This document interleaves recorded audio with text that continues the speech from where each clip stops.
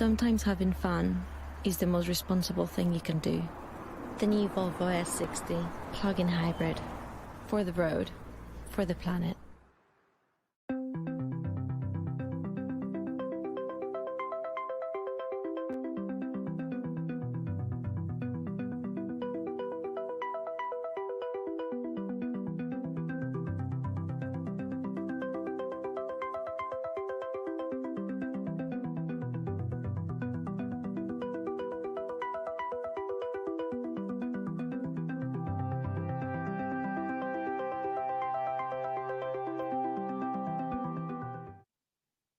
Good afternoon, folks. My name is Rich Bradbury, and welcome to the sixth and final in our Back to Business series webinars. This is number 6.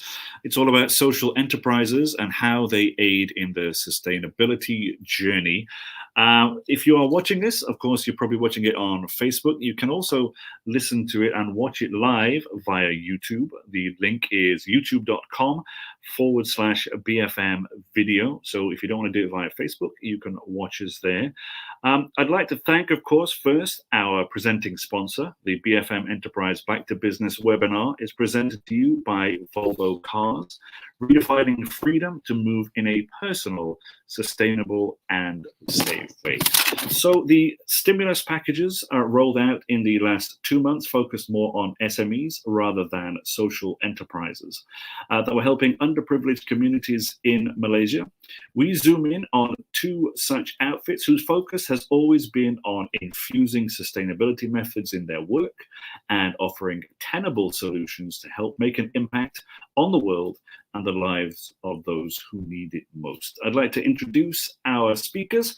First up, I'd like to introduce Tarek El-Fatatry, the founder of ERTH. Hi, Mo. Hi, Richard. How are you? I'm very well. How are you? Thanks for having me. Absolute pleasure. Secondly, I'd like to introduce Amy Blair, the founder and CEO of the Batik boutique. Hi, Amy. Hi, Rich. How are you? Very well, thank you very much. Thank you both very much for taking the time to join us here today. Folks, for those of you that might have any questions throughout this session, please feel free to ask your questions in the Facebook comments, and we'll try to get to them as soon as we possibly can. We'll then give them to our speakers here in the hope that they'll be able to answer those questions. First up, I think before we get into the prepared questions, just very quickly, both Mo and Amy, I'd like to ask you very quickly to give us a bit of a glimpse as to what you guys do first and foremost. So Mo, can I start with you first? Sure, happy to. I'm Mo Tarek. I'm the founder of ERTH. I founded it with my co-founder Nehed, who also happens to be my wife. We are a social enterprise focused on increasing the electronic recycling rate in Malaysia and around the world. So far, we've only launched one other country, so we're live in Amsterdam, Netherlands, but we're quickly planning to expand this Cyberjaya-based Malaysian service to the rest of the world. And Amy, tell us a little bit about the Batik Boutique. So Batik Boutique is a social enterprise that works with artisans all across Malaysia, and we partner with women from marginalized communities to take these textiles that we hand make and make them into gifts and apparel products, and we sell them online in 2 retail outlets, and we export globally. Wonderful stuff. Right, you guys. So for a bit of an overview, do you think the demand for sustainable practices has increased over the last decade? And what kind of trends are you seeing to reflect that? Mo, can we start with you? Sure, I definitely believe that there is an increasing interest in sustainability, and we are now seeing all layers of the economy being interested in sustainability, whether it's from the consumer side, from the businesses being social enterprises or otherwise, as well as from the investor side. So if you, for example, I did a small search this morning on Google Trends.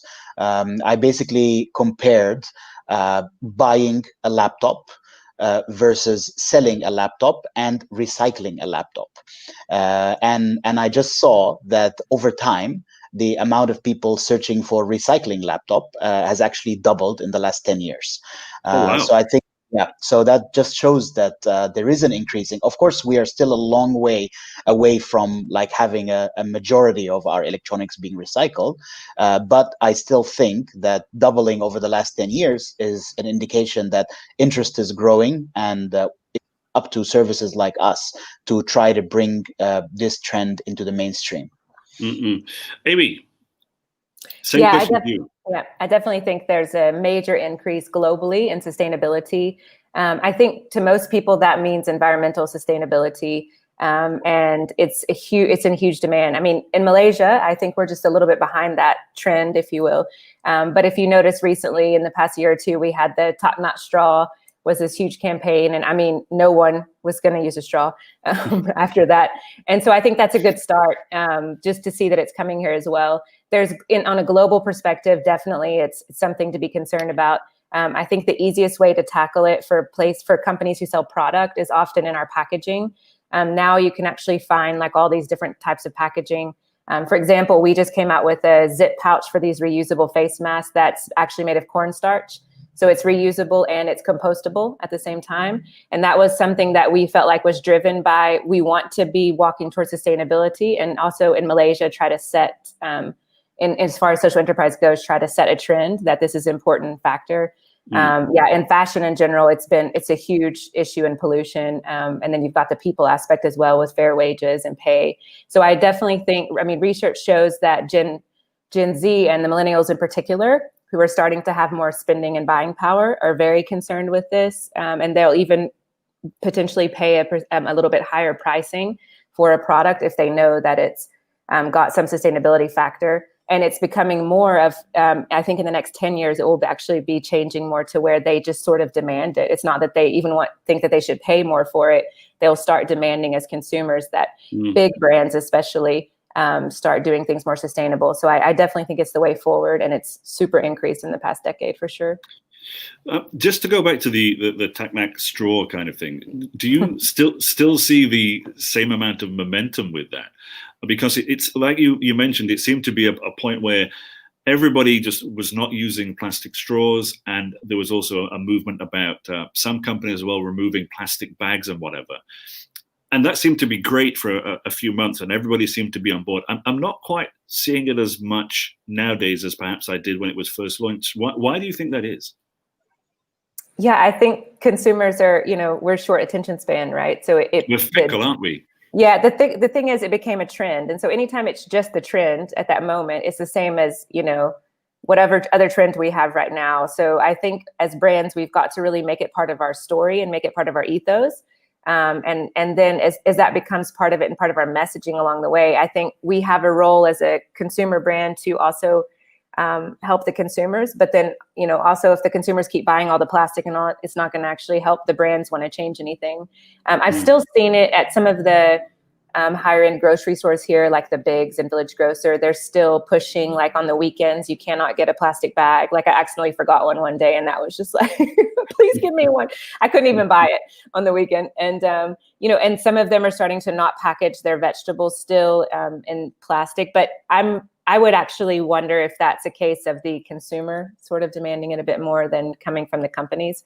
So I do think we have to figure out ways to make it more part of our ethos is what we're doing, and not just the trend, to make it stick a bit longer. Well, anything to add on to that? No, I think that the reality is we live in very, very uncertain times. We've seen some massive, like, for example, digital transformation, and our lifestyle was disrupted significantly this year. And this gave a lot of people time to basically go back at home and kind of do soul searching. I mean, we see this because, just to give you a small statistic, in the 4 months following the last MCO, we actually processed more orders than the entire 2019. So this was basically kind of a stress test for us, because we were rapidly recruiting more heroes. We were rapidly expanding our warehousing capacity by 4 or 5 times. And certainly, if you had asked me, like before the MCO, do you think that you would see this kind of growth in 2020? I definitely don't think I would have. So I think that it's basically the world order is kind of changing, and people spending more time at home gives them a chance to re-examine their priorities. And I think we're seeing basically more growth on the social enterprise sustainability side than perhaps we're seeing on some of the fiscal driven businesses, which some of them have downsized, some of them have shut down. But I do see a number of social enterprise and sustainability related businesses actually emerge as winners after 2020. Right. Folks, if you're only just joining us, this is the 6th and final webinar in the Back to Business series. It's number 6, and it is about social enterprise and how they aid in the sustainability journey. If you have any questions, please do post them below in the Facebook, on the Facebook page there, of course. We're also streaming live on YouTube. It is youtube.com/BFM video.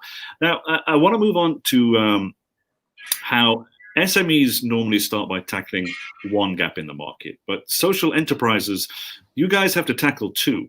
You've got the business aspect and the community aspect. Okay, we'll get to that in a minute then. The business aspect, the community aspect, whatever Mo is talking about, and how do you strike that balance between all of these things, and how do you know when one takes priority over the other? I suppose, Mo, we should probably start with you then. Actually, I did read this morning on Batik Boutique website that also Batik Boutique is a triple bottom line. So I will actually ask Amy to take this one, to start with this one. Okay, thanks, Mo. Yeah, so we are conquering 3 P's is what we call them. And so it's people, profit, and planet.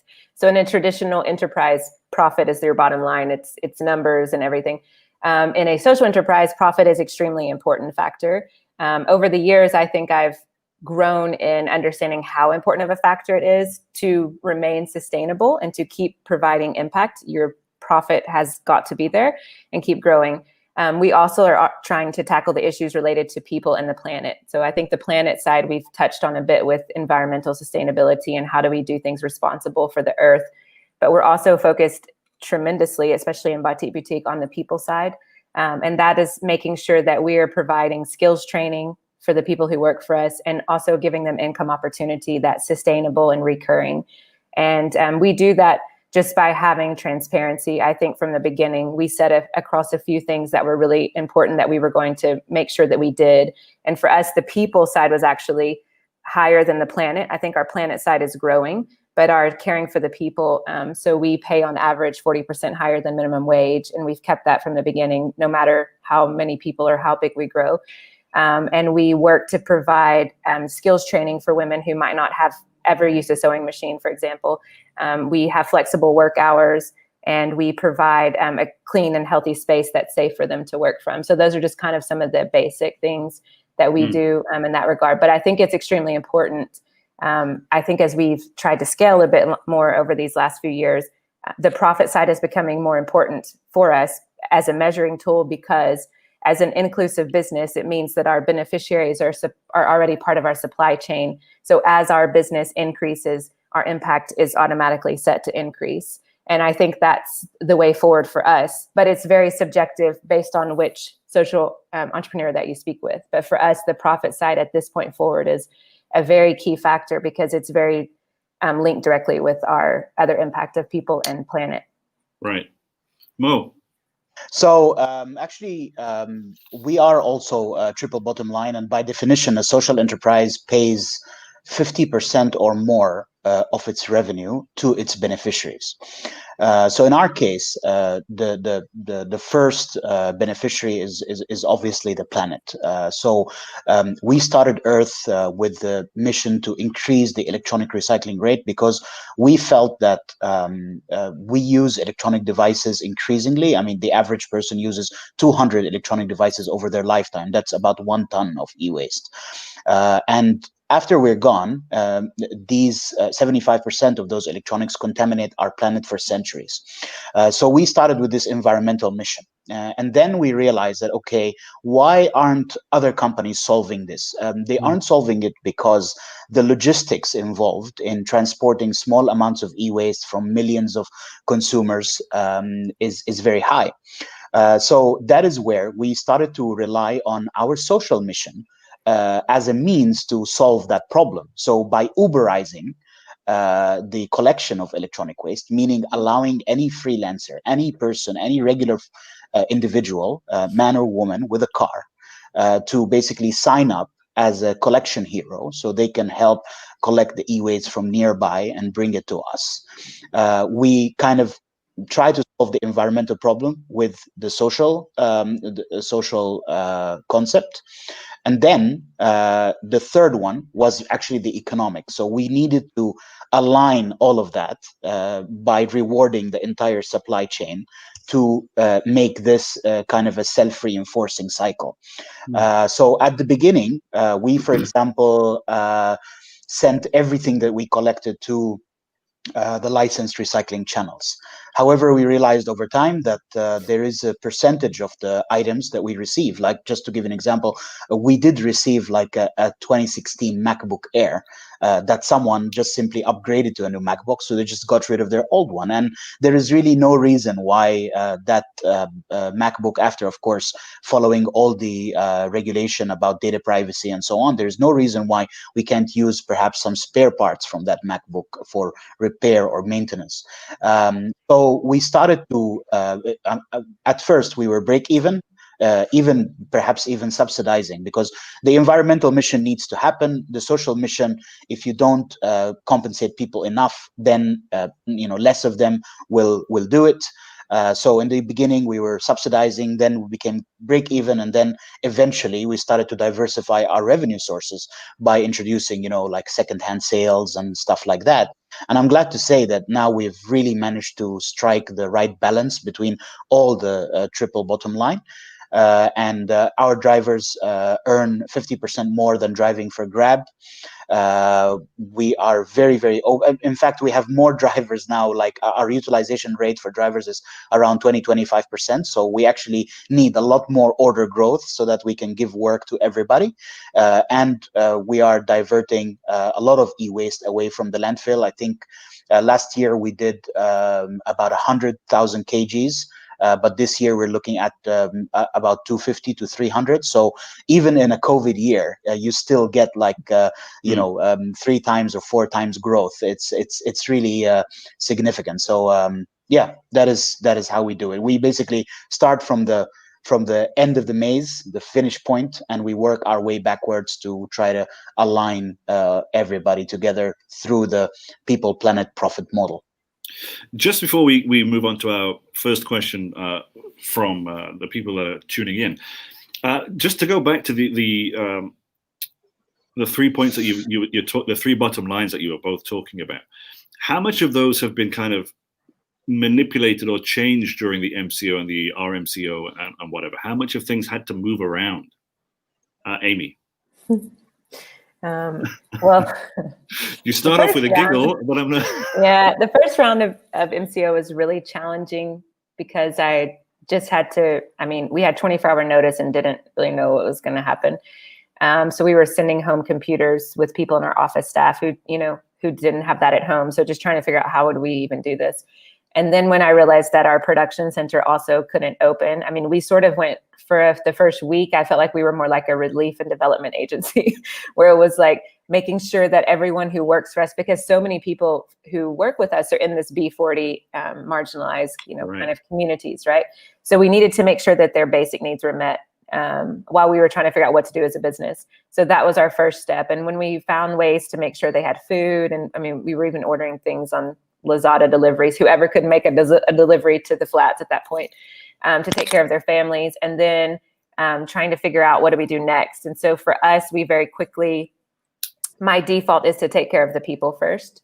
Right. And I think that that's when we found this opening for PPE. And so we pivoted and did this, and we started sewing PPE. We got permission from the government to open as this essential service so that we could provide the PPE. And then we got corporates to sponsor that. So they were purchasing, they needed to be doing good at the same time when they also couldn't operate. So this was a good opportunity. It was a win-win for everyone because they would sponsor the fabric and the distribution, and then we would actually sew it and be able to get people paid. So that was where we pivoted and were able to have some kind of revenue. We also then we hired digital marketing and pushed our e-commerce a lot more, because while we had website and we're on marketplace, most of our revenue actually still comes from B2B market. We're still 80% into corporates and OEMs. So, and then having this 20% be shut down, also we couldn't finish any orders in manufacturing for the B2B customer. All we had were 2 locations full of product. So we pivoted very quickly and pushed out our online and started seeing a 5x return on that. So that's been a pleasant byproduct of all of this year, because we've been able to grow a new revenue stream for us that we probably should have already been doing, but that was this one side I would say we were pretty behind in as a company. So we've pushed forward in that. But it was extremely challenging to figure out. All the same factors mattered, and I had this high need coming in at me from the people side, but the longer you start leaving the finance side and the profit side, the more urgent that need becomes as well. So it was quite a challenging process. Amy, thanks. Mo? Yeah. During the first MCO, the main challenge for us was order fulfillment. So our order book was just increasing. People had more time at home, so they were, cleaning their home and finding more gadgets. And also, some people perhaps lost income, so they were looking for ways to perhaps, get a bit of extra money for their recyclable items. So our order book was growing, but order fulfillment was obviously a challenge, and that's why on May 4th. When we were able to, go back and do the work again, I think we had like the busiest 3 or 4 months of our lives. We were really going through that order book, and I think by August or beginning of September, we already fulfilled all the orders that we received during the MCO, which when you look at the volume was more than our entire 2019. So fulfillment was a challenge. Fulfillment. Okay. We do have a question from Frida Liu, of all people, our very own Frida Liu.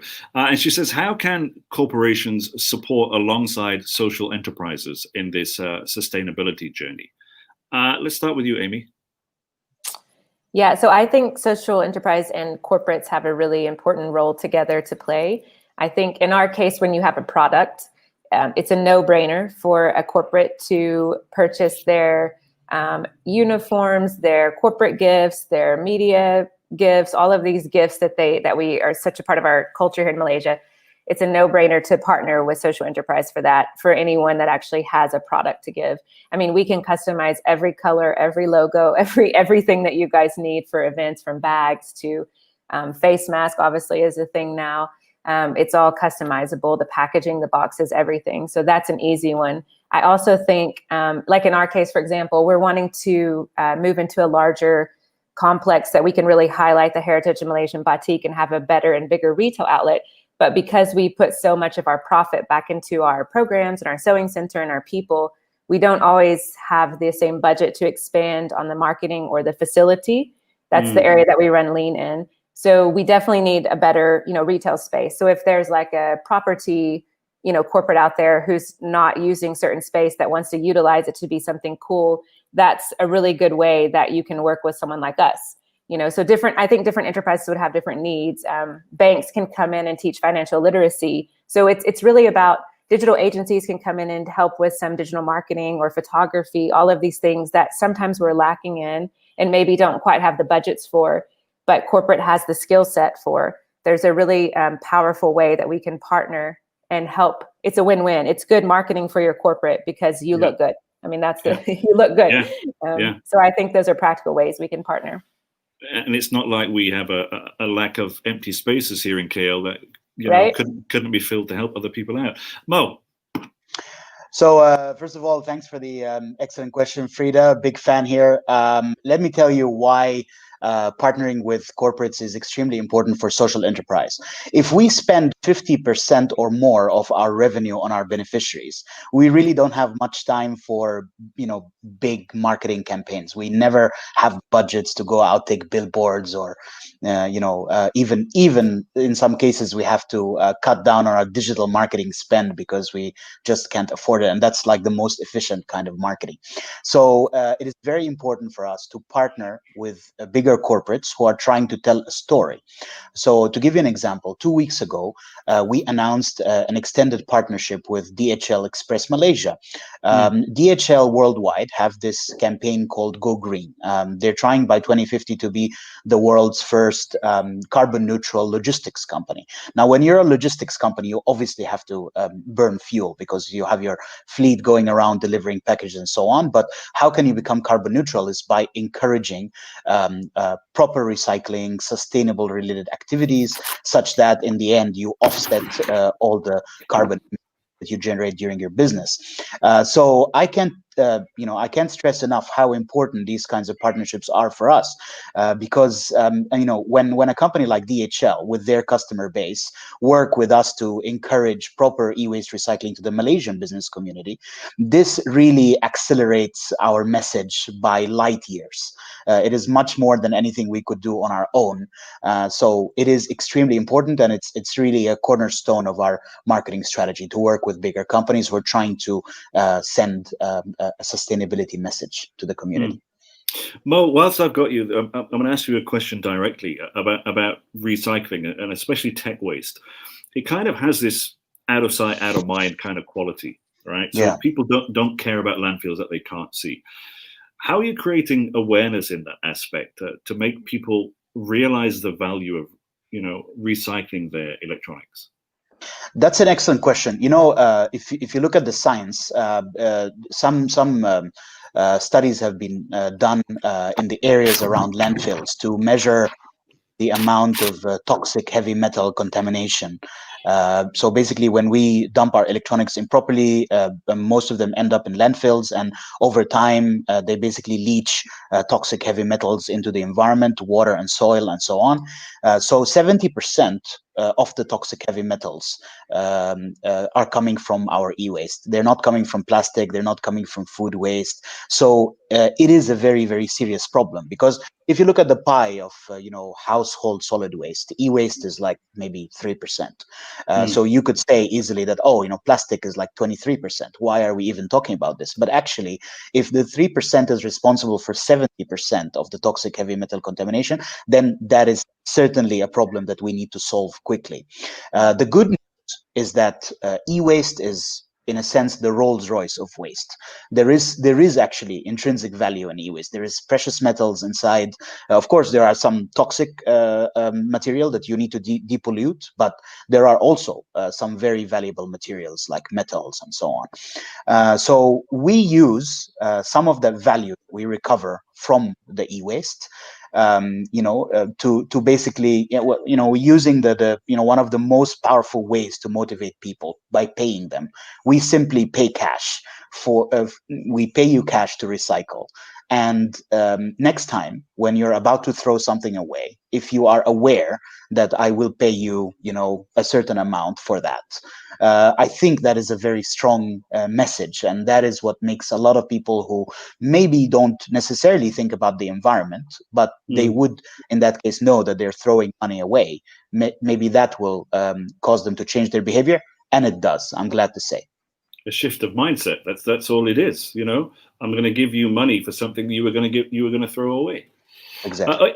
Amy, you employ women from underprivileged communities to help make the products we see at Batik Boutique. How do you maintain that balance of empowering them financially while also keeping Batik Boutique profitable? Yeah, so I think, again, it's about this transparency. We decided from the very beginning when we set up, when we were just like this cottage industry working in the flats from my house, that we were going to do things a certain way with our pay. And we have not compromised on that at all. So I think it's about being fair to people. It's about appreciating people who make things for us. We do have to scale and grow in our numbers of people that work with us. So I think we always try to educate the artisans who work with us on the why, because sometimes it may sound as if you just look at something on the surface, oh, they only want to pay me for this, but they're selling it for this amount, right? Yeah. I mean, you can find our pricing on the website, and every one of our seamstresses buys a smartphone the first thing they purchase when they get their first paycheck. So it's not like you can hide these things, right? But we do a lot of educating along the way. We teach business principles to them as well. So it's very, you can find out anything you want about anybody practically nowadays. So, but we also teach like the reason this, you're paid this amount and this amount is for this and this is for this and this is what, so when they understand end of the day that, maybe only 20% goes into a director's pocket, or, at the end of it, it's actually a very fair way to do it. And so I think educating the beneficiaries and the people that you work with is an important part of it. And we're always willing to answer questions as well from our customers. There's some reason whenever you're trying to do something good, everyone now feels that they can have all the opinions in the world about you and about how you do things. Whereas whenever you're just for profit, it doesn't seem to be the same things questioned. So I think really having your model worked out is important because of that alone. And just, making sure that you're including the people in your supply chain along the process and not getting too far ahead of them without them not understanding. Right. Folks, if you are watching this and you have any questions, please post them in the comments over on Facebook. We'll try to get to them whenever we can. We'll post them to the people here on the panel. Now, do you think there's a stigma when it comes to social enterprises and how they're less profitable than other businesses? Does that interfere with things like funding? And how do you kind of overcome that stigma? Do you think it's changing? Mo? This is a very good question, and I got to tell you that not every part of the world is alike in that sense. So, for example, if you're in Europe, having an impact story is something that probably gets you, more conversations, more investors interested. Right. Of course, the kind of return that is expected from these kinds of enterprise is not, as much as purely fiscal businesses. However, what I've seen here in Asia, it's perhaps because of maybe the investor community is still developing. Or let's say maturing. I mean, we have seen basically, for example, Silicon Valley come with the first wave of venture capital, and then Europe caught on, and Asia in some aspects is still developing in that direction. So I have asked straight up one of the biggest investors in Malaysia, would our impact story or the fact that we're a social enterprise, get you to listen to us more or more likely to invest in us? And the answer was simply no. We just look at how much money you can make, because we have to fulfill our commitments to our limited partners. So, if you want to be a social enterprise, you can, but at the end of the day, it doesn't help you to get investment from me, and that's fair. That's at least they're honest about it. How did that make you feel, Mo? I was a bit surprised to hear that, because I've been an entrepreneur for 15 years, 10 of which I spent in Europe. My company also had an office in the US, so that is the kind of the community that I'm most familiar with. So I kind of took it for granted. Obviously, having an impact story or being a social enterprise is a positive thing. So just to see someone, shrug it off and say, "Oh no, I don't care about that. I just care about how much money you can make," was a bit surprising. But on the other hand, I was also relieved that our business stands on its feet from day one. So our first year, we actually did generate a tiny profit. So not much, but anyway, we already exceeded the break-even point within 6 months, and by the end of the first year, we made a small profit. By the end of the second year, we made a much bigger profit because we became better at diversifying our revenue streams from the e-waste that we collect. And I think now we're in our third year, so things only get better from here. So I'm glad to say that we didn't necessarily need that investment. We were cash flow positive, and we are growing anyway, so it's fine. Amy, what do you think about the idea of a stigma, and have you had similar responses to what Mo has had? So I think the first couple of years when I was running Batik Boutique, I hung out in the circles of other social entrepreneurs, and we tended to be more of the do-gooders and the ones coming from, it wasn't coming from a business perspective, we were coming from a societal issue we were trying to solve perspective. So I had a lot of camaraderie and yeah, with them. But then it sort of turned into but none of us can do anything about any of this. We're so small. And then I got into more and I was really convinced at that point that the enterprise side was extremely important. So I got into different circles and different groups of people, different coaching programs. And that was huge for me because they were business oriented. So I was often only the only social entrepreneur in that process. Most recently, so Batik Boutique has been accepted as the Scale Up Malaysia, the first cohort that just came out, and it's for scaling up businesses. And there's 10 companies out of 100 that pitched and went through about 6-month process. There's 10 companies who received investment. And I'm pretty proud to say I'm the only female CEO, and I'm not proud of that one because I think there should be more. But I'm definitely proud to say it's just an enterprise pitching and coaching, and we're the only social enterprise out of the top 10. So my coaches along the years have helped me understand that you can't go for the pity side of it or the need side of it and the humanistic side of it as to an investor. What I think that we differentiate with as a social enterprise is when all things are considered. So just a coach the other day said to me, Amy, when all things considered, if you can, bid on the same price, on the same product, on the same quality that your competitor can, all things considered, you have a competitive advantage. But if you cannot play at that level, then you can't go to that market and try to enter in if you cannot also stand on your own apart from the story of impact. So I think that's something that's really important for people to understand. I wish it was different because I think we all are living these incredible stories and there is a ton of need and we get to see this side of it as practitioners on the ground. But end of the day, it's still especially in this region of the world, it's still very much, can you play with them? And if so, maybe you can get an edge there. But if not, it's still the profit running it. And that's just the way it is.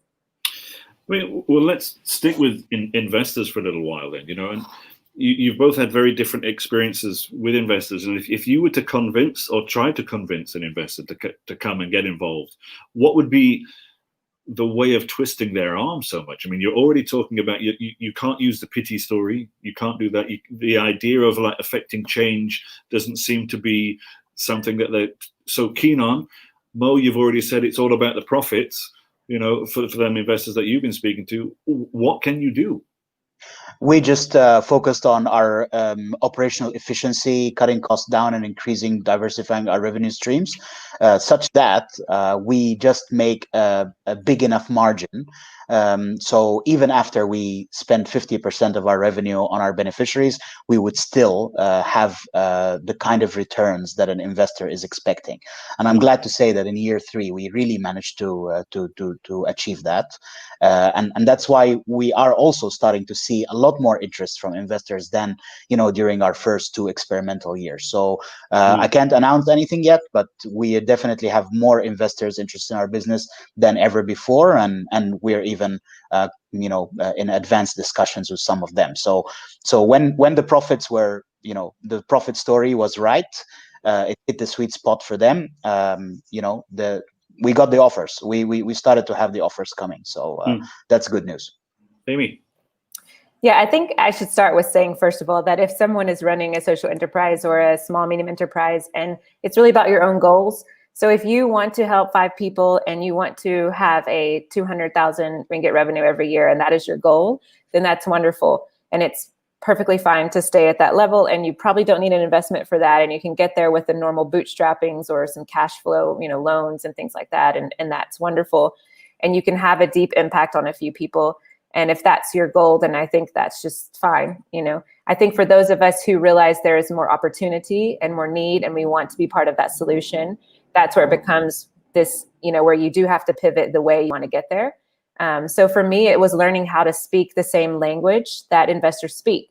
So when I needed to know about my ROI and my margins, I was like, ROI, somebody, obviously when I can tell you that in the past 5 years, Batik Boutique has doubled our revenue twice, and that we maintain a higher than 20% profit at the end of the year, then that's something that's worth looking at, that we are scalable into internationally. We already are pretty much the only batik brand in Malaysia who exports all over the world. We have subscription boxes following us. We have, we've worked with celebrities outside of Malaysia. So there's just things like that you can't say didn't happen.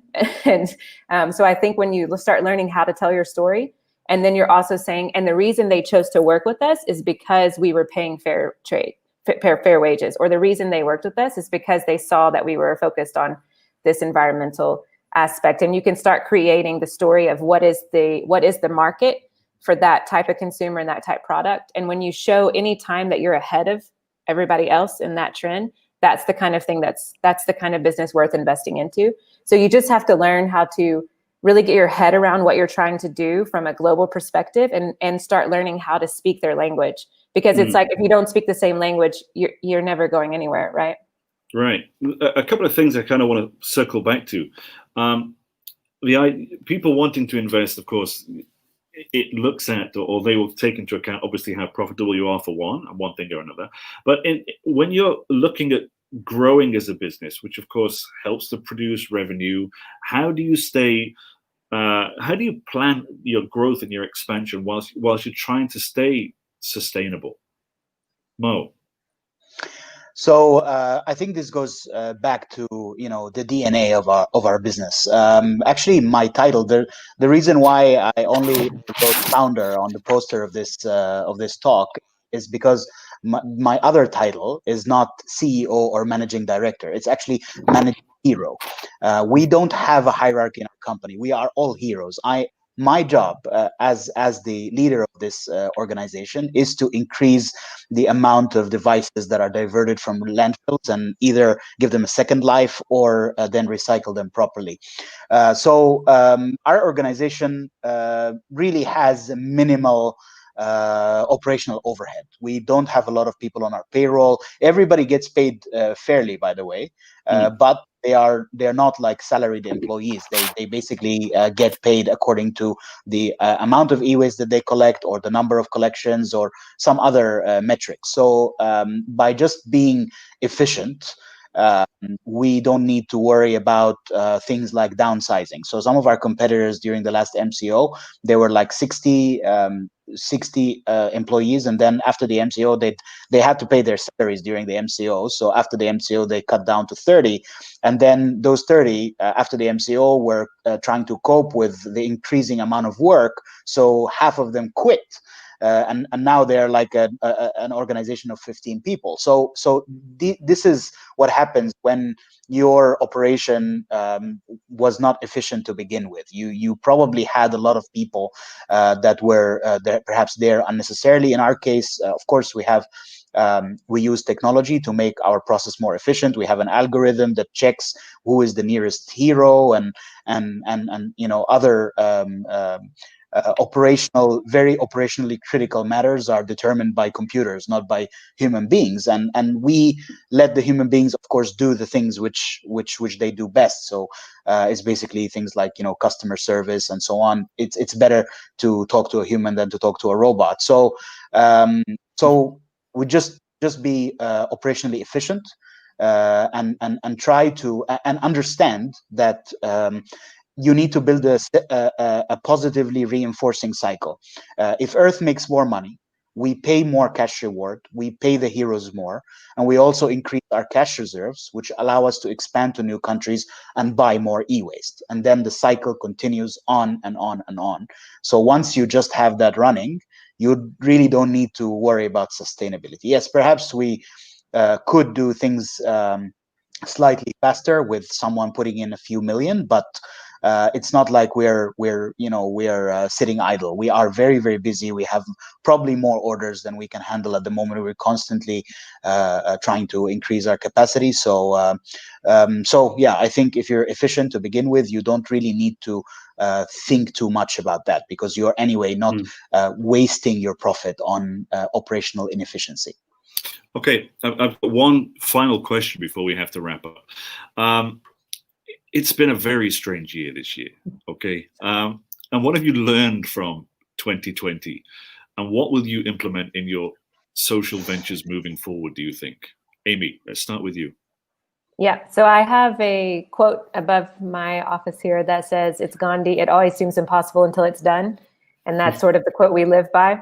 But for 2020, I feel like it's just like, okay, it's only impossible until we finish this thing. So I think I've learned very much this year about perseverance and grit. And I think I thought I knew about all of that before from, entrepreneurs have very strong perseverance and grit if you still exist after about 3 years. So, but this year was a whole new level. And that's what I'm keeping ahead. I'm really following along other entrepreneurs like Mo and friends of mine who are leading these businesses as well. They're my heroes for the year. But really, it's just you are my hero as well. We can be You're heroes both my together. heroes. Oh, we're all heroes. Thanks, But just like being strong, being tough, and keep going. Like you just don't give up. That's really what we've learned this year. And the women that we support, they don't have an option to give up. So I'm not going to give up either. And we're going to keep going and find a way forward and find a way to not just make it, but find a way to be healthy and strong and keep going for a good future for us. So. Thanks, Amy. Mo.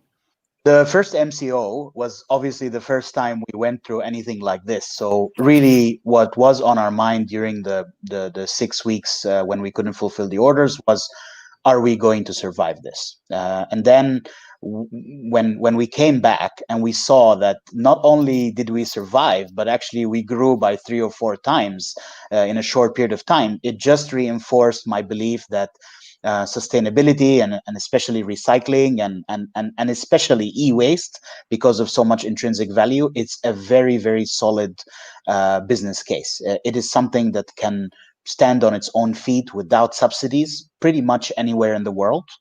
And it just it makes no sense for me that the United Nations Global E-Waste Monitor 2020, which was published in July, says that the actual electronic recycling rate in the world is like something like 18%, less than 20%. It just makes no sense to me. It makes no sense to me that we've already mined these materials before, and we also, of course, have a lot of pollutants, and we just send like 82% of them to the landfill. Or to informal sector that obviously process them in a manner that is hazardous to health and the environment. So this is absolutely a problem that we really need to do seriously, and I'm glad that we got the business model to work.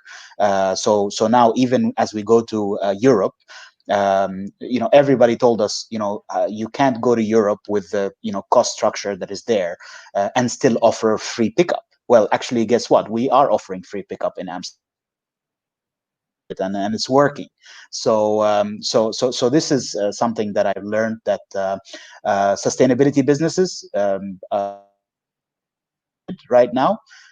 So I would consider anybody thinking of entrepreneurship to look at sustainability, look at recycling, see how you can. There is a lot of inefficiency in these kinds of businesses. So you can easily come with basic digitalization and already like get 10 times better results. So that is an opportunity that's open for everybody, and it just made me feel that we are on the right track. I think we are very definitely better, much better than I thought we would be when we entered the first MCO. Mo, Tarek, thank you very much for your time today. Thank you, Richard. Amy, pleasure to be here with you. Amy, thank you very much to the both of you. Mo Tarek, of course, from ERTH, and Amy Blair from Batik Boutique. Well, that's it then, folks. We've come to the end of our final webinar for the Back to Business series. It was, of course, about social enterprise and how they aid in the sustainability journey. I'd like to thank, of course, our sponsor. The series of BFM Enterprise Back to Business webinar is presented to you by Volvo Cars, redefining freedom to move in a personal, sustainable, and safe way. There's a feedback form below on the Facebook page if you'd like to fill in that. Tell us how we can do better. My name is Rich Bradbury on behalf of BFM 89.9, the business station. Thanks for tuning in.